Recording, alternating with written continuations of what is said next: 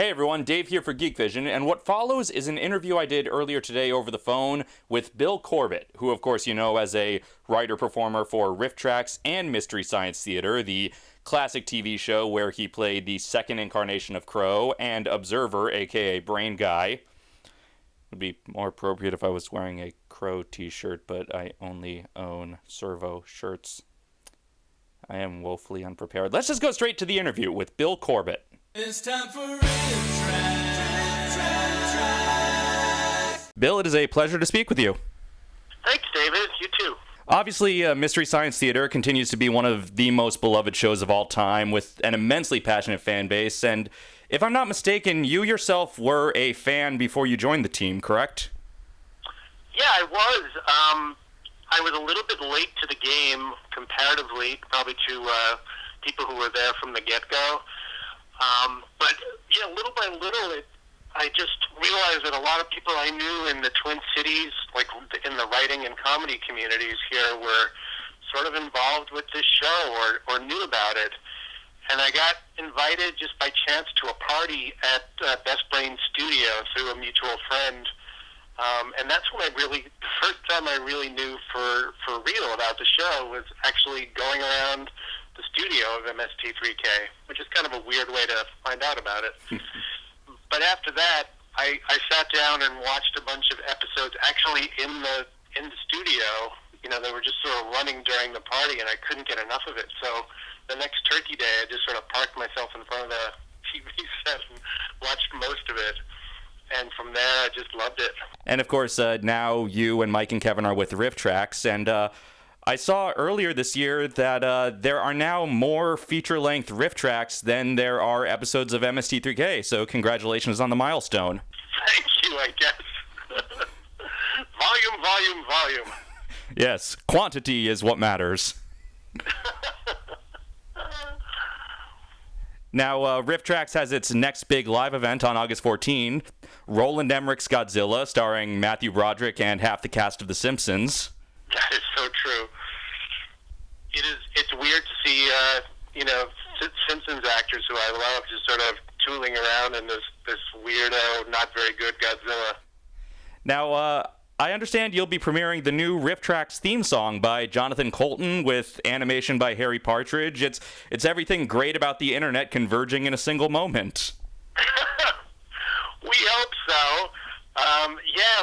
We asked Jonathan to do the song, and luckily he said yes, and I think it's so great, and we've been sitting on it for a while. We have a little snippet of it, sort of leading into some of our stuff now, just the sort of a little bit of the verse, and we have for months, but then we decided we'd like to premiere it with a little animated cartoon, and those take some time, especially the way Harry does them.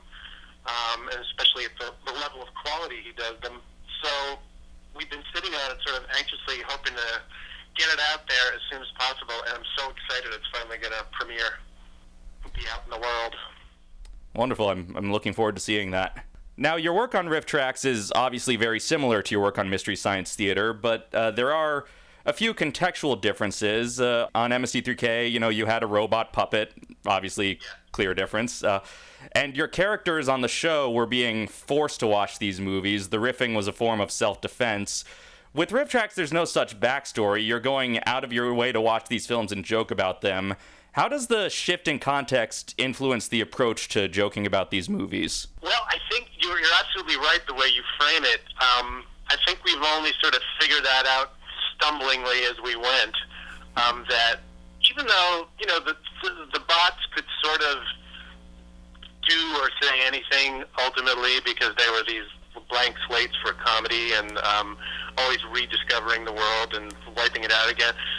It doesn't quite work when you have three guys who are playing themselves and are, have been around for a while. We're not like Mork coming to Earth or anything. So I think the main effect has been to maybe over time just stop the sniping at the movie or feeling, that sort of complaining that you have to be there as much, which is probably a bad comic instinct anyway, because a little of it goes a long way and it's not very funny. I think the other thing is, here and there we've alluded to our ourselves more, and made ourselves the butt of our own jokes, like sort of running thing. We sort of joked the other day that usually, like, one of us will say something weird about our past and the other two will act shocked, but it's always like it's a rotating weirdness about how bad our years in school were, or how torturous and horrible our marriage is, and none of which are true, but so it's sort of filling in a little bit of a narrative at our own expense. But I think beyond that, outside of the way that we write them, which is not as much of a writing room anymore until we're all together, it's not all that different. Another key difference in the movies you're selecting, on Mystery Science Theater, most of your audience hadn't seen the movies you were riffing before the episodes came out. You could play up the element of discovering these weird old films, and you can still do that a bit with your VODs, but when you're doing an MP3 riff of, say, The Avengers, everybody watching already owns the film. They've seen it already. Is there any difference in approaching the joke writing of a film that the audience is already familiar with versus a film they've probably never heard of? Yes, good question. I mean, yeah, we still at this point, in going into our 8th year here, our main business really is the video on demand, like that, and the shorts. Those are the things we put out the most. But we still do these tentpole things, which it started out to be like most of what we did in RiffTrax, but we little by little realized that, people wanted to get the whole movie too, and that we could still do these B movies if we bought rights or if they were in public domain. But yeah, when you see something like The Avengers or Jaws or any of the Star Wars, you have to certainly keep in mind that people know this, and some of it, like any of the Star Wars stuff, has been raked over so often that you can seem really hackish if you do jokes that have been done a lot in pop culture. So we do try to keep aware of that. Like we did Wizard of Oz as a sort of event/stunt riff recently, and we were really aware of how much ground has been trod over the years with Wizard of Oz, and tried to research it when possible, and try to make it a newish thing where we could. But you're right. With the older movies, it's almost like an act of curation of not very great stuff, and it always has been. And that was one of the aspects of it that people liked as much as anything. I mean, just we found this, and here it is. We're going to make jokes about it, but here, this is now in your sights here. After we dug it out from some vault somewhere, and occasionally we still have movies like that, like Santa and the Ice Cream Bunny, which we found a couple of years ago. It wasn't entirely unknown, but obscure enough so that none of us had heard of it. And then one of our fans just said, "Hey, look at this thing here," and we couldn't quite believe it. I mean, it's as bad as anything we ever, bad in its own way, at least, as anything we ever did before. You do have first-hand experience with Hollywood, and I apologize to pick at old wounds, but you did co-write the first draft of what eventually became Meet Dave. So you have seen how far off the rails a production can go from its original idea. Does that give you any more empathy towards anybody involved in, say, a Transformers or some similar terrible film? Yeah, it does, in a word. Yeah, I mean, the experience with the Eddie Murphy movie, which ultimately became Meet Dave, was telling. And I hate to be too sour about it. I mean, I got a lot of money out of it, which was nice for my family at the time. But, the cost of making money in Hollywood usually is sort of giving up a lot of your artistic control and having it be tooled for what a corporation thinks is going to make the most money. So you have to kind of accept that. And I'm more sympathetic or empathetic towards actors and even writers who get caught up in that and just are trying to do a bill-paying movie or two to get back to their real thing, or they think it's good and then it just gets off the rails. And there's a lot of factors that are involved, and it sometimes shocks me that there's anything good at all coming through Hollywood. And there are some good things here and there, or partially good at least, even if Meet Dave was not particularly one of them. Now, some of the people in films you've riffed seem to be fans of yours. Several cast members from Starship Troopers and Birdemic attended those live shows. Does that ever make you self-conscious about your jokes, or do you just trust that if they're at the show, they have a sense of humor about themselves? It does make us a little self-conscious. I must admit, it wasn't really much of an issue back in the MST3K days, and even when we were doing the big blockbusters and more in the early days of RiffTrax,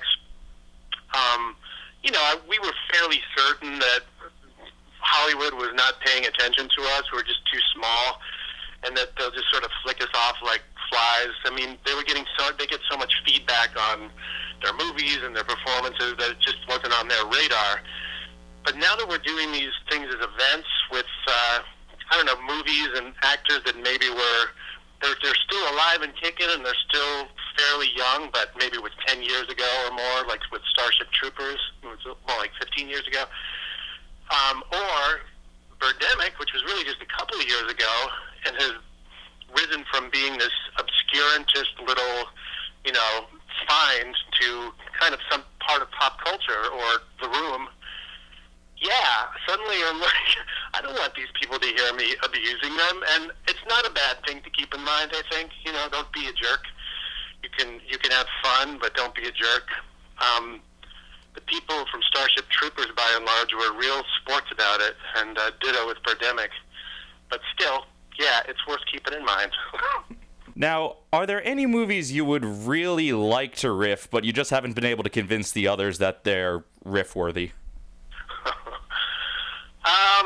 Well, there's two things going on with that. One is, I think there's movies we would all like to riff, but there's a bunch of movies that kind of don't fit for how we do things just because of the economic model. And I'm talking about like Stallone movies of the 80s. Like we tried that arm wrestling movie Over the Top in the early days of RiffTrax. We even did it as a live show for Sketchfest in San Francisco. But it didn't sell at all, and it wound up losing money. And we realized, well, those movies that people, the MP3 part of the RiffTrax business has to be either something that people have or can get easily. And, something like that, more obscure 80s titles that we can't get the rights to but are still people aren't going to have, really did badly. So we tend to avoid those, and that disappoints us all. So we're hoping for a way out of that eventually. But the other part of it is stuff that I like that the other guys are not into. I've always wanted to do one of my favorite movies of all time, Billy Jack, 1970s classic about a half-breed Indian guy who knows karate and saves a bunch of hippies because they can't kick ass themselves. It was a movie that I really loved growing up when I was a kid and thought it was just so meaningful and good. And then I looked at it later on as an adult and went, oh my God, that's not very good at all, is it? So yeah, that's one for me. But those guys have not really bit. It might also be one of those ones where we would try to do it and it wouldn't sell and we couldn't get the rights to anyway. But I'd like to make the effort. I also want to just quickly mention a non-RiffTrax project of yours, your comic book Superpowered Revenge Christmas. Yeah. I was a Kickstarter backer, so I've read the PDF, and it's a wonderful, spot-on parody of dark and gritty reboots, wrapped inside a nice little touching Christmas story. Well, thank you, David. I appreciate it. I just sent out the physical books literally yesterday, so I'm really... It's been slow, and my Kickstarter backers, like you, have been incredibly good and patient. But now it's a real thing, and I'm really excited to start, putting it out there more. That's wonderful. I'm looking forward to seeing the physical, to being able to hold it in my hands. Yeah, it was really thrilling. I have to say, I kind of geeked out at having my own graphic novel in my hand. It's wonderful. So you've got that coming up. You've got RiffTrax Live on Godzilla on August 4th. After that, you'll have Anaconda. Is there anything else you'd like to plug that's coming up? I don't think so. The comic book and RiffTrax are kind of what's going on right now. I think we will also do a Christmas show, but we don't have a title yet. We're looking for something that is seasonal, but haven't exactly chosen yet. But that's it. Excellent. Well, we look forward to seeing those. Thank you so much for taking the time to talk with me. Thank you, David. It was a pleasure. Thanks for checking out my chat with Bill. I hope you enjoyed it. I know I did. If you're not already following Bill Corbett on Twitter, you need to get on that immediately because he is a very, very funny man. At Bill Corbett. Follow him on Twitter. And don't forget to check out the RiffTrax live performance of Roland Emmerich's Godzilla, coming soon to a movie theater very close to you. As long as you live near a movie theater where it's playing. Just check it out. Every RiffTrax live show has been a phenomenally fun time, and I'm sure this will be no exception. And if you have a few moments, you can check out some other interviews I've done at geekvision.tv or at doggins.com. And until next time, this is Dave signing off. It's time for RiffTrax.